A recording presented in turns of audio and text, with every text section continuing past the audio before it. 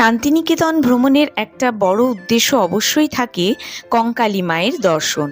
আগেও দুবার শান্তিনিকেতন ভ্রমণের সময় সকালবেলা গিয়ে মায়ের দর্শন করে এসেছিলাম। এবার শান্তিনিকেতন ভ্রমণের আগে যখন খবর পেলাম যে এখানে এক সন্ধ্যারতির আয়োজন করা হয়েছে, সেটা আমার বাকেট লিস্টে সবার প্রথমে জায়গা করে নিল। সেই ইচ্ছে পূরণকে সামনে রেখেই এবার মায়ের মন্দিরে উপস্থিত হলাম বিকেলবেলা। সন্ধ্যারতি আরম্ভ হওয়ার সময় মূলত ছিল 6টা থেকে 6:30। আমরা 5:30টার মধ্যে মন্দিরে এসে পড়ায় প্রথমে মায়ের দর্শন করে নিলাম এবং মন্দিরটি ঘুরে দেখে নিলাম।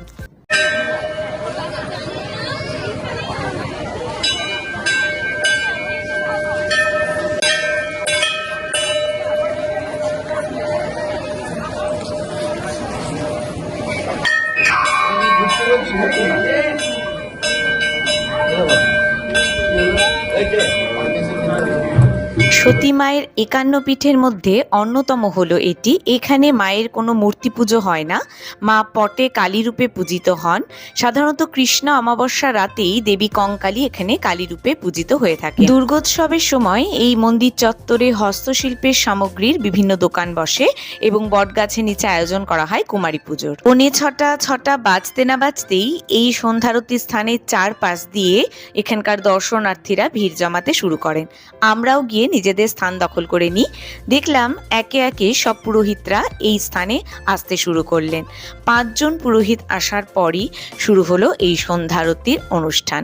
এটা মূলত 30 থেকে 40 মিনিটের একটা দীর্ঘ অনুষ্ঠান, যেটা আমি সংক্ষেপে আপনাদের সামনে তুলে ধরার চেষ্টা করেছি।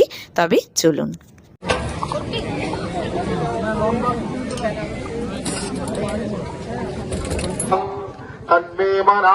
शिवसङ्कल्पहास्तु अमग्नहे नमः ब्रह्मणे नमः।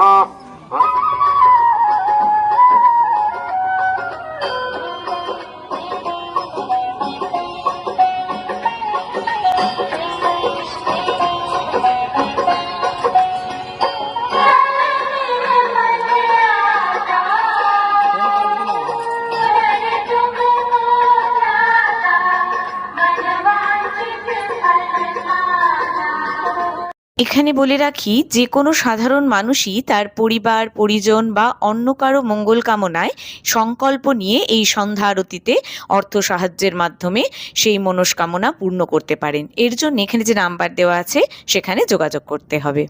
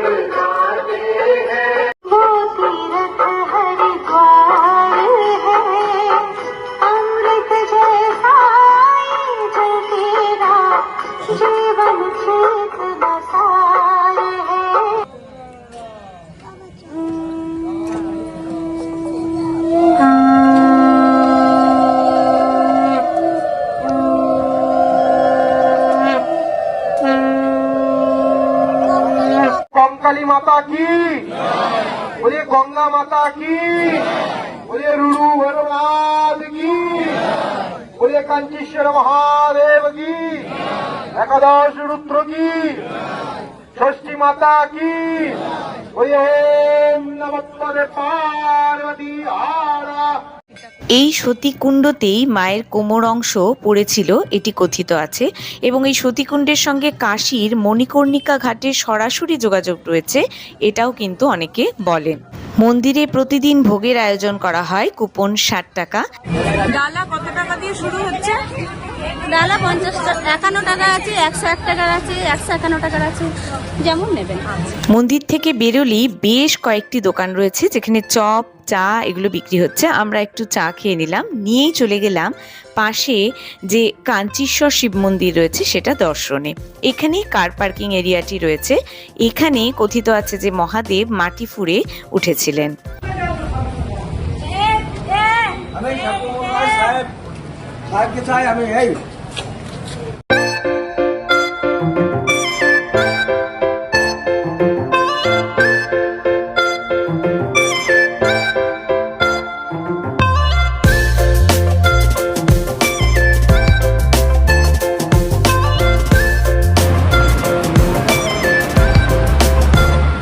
এতক্ষণ যদি ভিডিওটি দেখে থাকেন তাহলে নিশ্চয়ই কোথাও না কোথাও ভিডিওটি ভালো লেগেছে, তাহলে একটি লাইক দেওয়ার এবং সাবস্ক্রাইব করে দেওয়ার অনুরোধ রইল।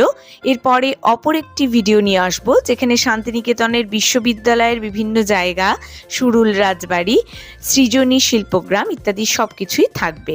ততক্ষণ বিদায় জানাই।